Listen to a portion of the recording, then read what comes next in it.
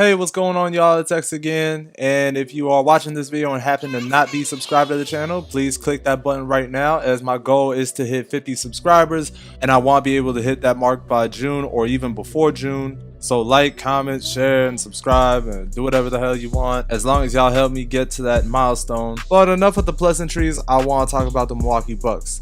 So as we all know, the Milwaukee Bucks are currently third in the East with a 35-21 record. Giannis is having another MVP caliber year, averaging 28 points, 11 rebounds, and 6 assists. Jrue Holiday, who was a great pickup and replacement for Eric Bledsoe, was averaging 17 points, 4 rebounds, and 5 assists on 50-40-80 shooting splits, while Middleton is averaging 20 points, 6 rebounds, and 6 assists at almost 50-40-90 splits. Dante DiVincenzo is showing out to be a really solid role player, a pretty good 3-and-D guy, averaging 10 a game. And obviously, they picked up PJ Tucker at near the trade deadline, who is proven to be a useful 3-and-D wing who can play the 4 and 5 as we saw last year with the Houston Rockets. And as of right now, because today they do play the Phoenix Suns, so that game can impact their offensive and defensive efficiency. So currently they are ranked 5th in offensive efficiency. However, after being number 1 in defensive efficiency the last 2 seasons, they are currently ranked 8th. Despite Jrue Holiday being a good defender, PJ Tucker being a good defender, Giannis being Defensive Player of the Year, and all these other pieces that I talked about. But this video is not about how great the Milwaukee Bucks have been all season. This video is mainly about if the Milwaukee Bucks can make it out of the Eastern Conference, because of 2 main obstacles that stand in their way. One is the Philadelphia 76ers, who have been on a mission all year, and obviously it's the 3-headed monster in Brooklyn with Kyrie Irving, Kevin Durant, and James Harden. Not only that, I do feel like their team is missing something. While this may be more complete than 2018-2019 or even last year, I feel like they are still missing something. In my trades video, I mentioned that the Bucks should be in the Rajon Rondo sweepstakes, mainly because Rajon Rondo is a proven championship caliber point guard. While Jrue Holiday and Middleton and Giannis have been pretty good facilitators for their team, this Bucks team really needed a floor general. Originally, they had that in Malcolm Brogdon. Malcolm Brogdon had a 50-40-90 season in 2019, and he was one of the main reasons why the Milwaukee Bucks were a 60-win team. And also, like I explained in my trades video, after losing in the conference finals in 2019, they let Malcolm Brogdon go for Eric Bledsoe. Even though Malcolm was obviously the better player and Bledsoe was a black hole on offense, except for that game 5 against the Toronto Raptors. Last year in the bubble, Eric Bledsoe was proven to be a black hole on offense, and he made the team worse every time he was on the floor. Now, getting Jrue Holiday made up for that move, and it's certainly paying off right now. But the problem is, the Bucks need a championship caliber point guard, which is why I wanted the Milwaukee Bucks to be the ones to get Rajon Rondo. And no, Jeff Teague does not count because, yeah, Jeff Teague has some playoff experience, with his most recent being 2018. Jeff Teague has been given the same role that Mike Budenholzer gave George Hill when Hill was with Milwaukee. The reason why I bring up Rajon Rondo in particular is, no, he's not just because he's a former Laker. Well, yeah, kind of.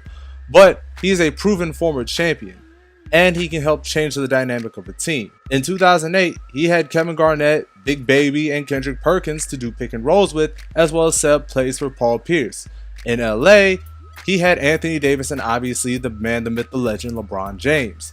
Here, he could use Giannis in a pick and roll scenario, and same with Brook Lopez and Bobby Portis. He can also call out plays for Middleton. Instead of letting Middleton sell for ISO, Rondo can call a set to get Middleton open for threes. And as I also brought up in my trades video, Rondo has played with Jrue Holiday before when both of them were with the New Orleans Pelicans. So not trading for Rajon Rondo could hurt them, but I can say this: they still have a chance.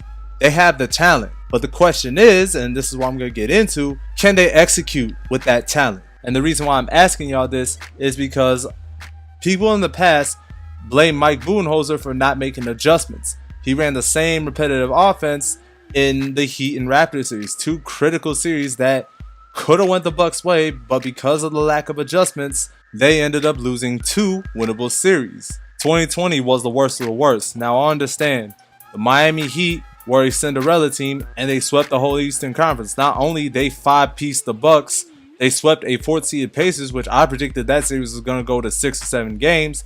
And they beat the Celtics, which a good amount of people thought the Celtics were going to take over that series. And they pushed my Lakers to 6 games. But the problem with that is that in the Miami series, that series could have been very winnable because 3 out of the 5 games they lost, they were in position to win those games and to even take over the series. But the problem is, Coach Budenholzer failed to make adjustments, not doing enough pick and roll action with Giannis, resorting to the same repetitive, fast-paced offense, which involves Giannis going out on the break and try to play bully ball and barrel his way to the rim nearly every single possible possession. And then that wall will build around Giannis, and then he's forced to kick it out to shooters, or he has to resort to his jump shot, which barely goes in, and then the wheels would completely fall off of the Milwaukee Bucks. Like I said, it has to do with Coach Budenholzer's lack of adjustments and also not giving Giannis enough minutes in the playoffs, rather resorting him to 36 minutes a game, while in the playoffs those minutes, especially if you're the star player, would generally increase. In Mike Budenholzer's case, it was the opposite. While the minutes did go up by the time he had to face the Toronto Raptors in 2019, during the 2019-2020 campaign, in the playoffs against Miami, he only averaged 35.5 minutes a game, minus game 4. And if you add game 4, which was the game he got injured, that decreases minutes to 30 minutes a game. Now, while some of y'all make the argument that, yeah, you do need to rest your players, that's not an excuse to not play a star player less than 40 minutes a game. If you're the star player, that star player earns 40 to 45 minutes per game, i.e. Kevin Durant, LeBron James, James Harden, Chris Paul at some points of his career, Dame Lillard. All those guys get more minutes because they are the main star.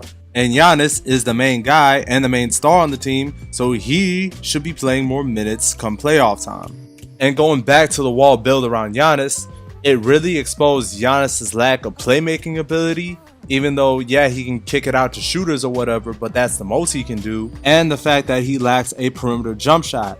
So that leaves it to, in the past, Bledsoe, Hill, and Chris Middleton, and somewhat of Malcolm Brogdon when he was on the roster, and also Brook Lopez, and those guys would be the ones taking the jump shot or be taking the you know what I mean? Like, they would be the ones taking the shot over Giannis. Now, I'm not saying Giannis should shoot the ball more come playoff time, because I do believe that he can still get 20 plus shots within the flow of the offense. It's a matter of more plays being drawn up for him and more pick and rolls and pick and pops and all that, which I think is gonna really help the Bucks in the long term. And of course, the defense, Giannis should take it upon himself to defend a guy like Jimmy Butler or Kawhi. Now, of course, Giannis is a capable shot blocker, but the thing is, if you're considered the best defender on your team, sometimes you have to take it upon yourself to defend the best player on the other team. The last 2 years, Giannis had a good opportunity, or even a great opportunity, to defend Kawhi Leonard and Jimmy Butler. Rather, the other defender was either Middleton or Bledsoe, who Kawhi Leonard cooked. This year, it could be different because they have Drew Holiday, Chris Middleton, and PJ Tucker, and somewhat of Brook Lopez, and I'm not strictly saying that Giannis should defend the best player on the other team for as long as the best player on said other team is in the game, but it would help them down the stretch if Giannis was the primary defender on, let's say, Kawhi or Jimmy or LeBron or KD, mainly because he has the athleticism and the quickness and the length to deal with not only big guys, but guys on the perimeter as well. And the defensive schematics that Budenholzer loves to use in the playoffs can only take them so far. If Giannis was not the primary defender and was only used as a help defender, that made it a bit easier for teams like Miami and Toronto to score. But enough with the whole analytics shit that I try to do, because it involves a lot of math and I freaking suck at math. Let's talk about if the Bucks have a chance to make it out of the Eastern Conference. Now, personally with me, I do believe that they have a puncher's chance to make it out of the Eastern Conference. Now, what do I mean by that? The talent offensively and defensively is there. Drew Holiday, Chris Middleton, PJ Tucker, Bobby Portis, Brook Lopez, who is still a good player even though he's sucked the last 2 years. But like I said, there is so much talent in the Eastern Conference too. Primarily the Philadelphia 76ers and the Brooklyn Nets, but you cannot count out other teams like the Boston Celtics, who have been on a surge lately. And then you have the Miami Heat. While yeah, they are dealing with injury, when healthy, this is not a team I faced in the playoffs, because last year they beat the Milwaukee Bucks, and now they have pieces like Victor Oladipo and Trevor Ariza. They re-signed Iguodala, etc., etc. Also, if the Bucks really want to make it out of the Eastern Conference this year, the following things have to go their way. Budenholzer has to make adjustments, and he can't allow Giannis to keep driving 1-on-4 because teams are going to build a wall, and you have to have a backup plan for it. Like, again, putting Giannis in more pick and roll situations. And this is where I wish the Bucks went out and got Rajon Rondo, which could have unlocked the potential of Giannis as a really, really good role man and be in a similar situation that Anthony Davis and Kevin Garnett were in. Another thing that should go the Milwaukee Bucks' way is that they need to hope Philadelphia and Brooklyn struggle throughout the whole playoffs, or if one of the main stars on those two teams suffer a critical injury, to which Milwaukee should take advantage of. But as long as those two teams are healthy and are playing well in the playoffs, unless if Budenholzer makes adjustments and finding ways around the wall, as well as making adjustments defensively, like having Giannis down the stretch to defend the best player on the other team, I still stand by my statement that Milwaukee has a puncher's chance to make it out of the Eastern Conference. But unfortunately, I do not think, because of how talented both Philadelphia and Brooklyn are and how well they could possibly play in the playoffs, I don't think they're going to make it this year unless they really, really turn it up and switch it up in the playoffs. But anyways, that's enough talking from me. Hope y'all enjoyed the video, man. Like, comment, and subscribe. Whatever the hell I said at the beginning of the video. That's the end of this video. I'm X. Deuces.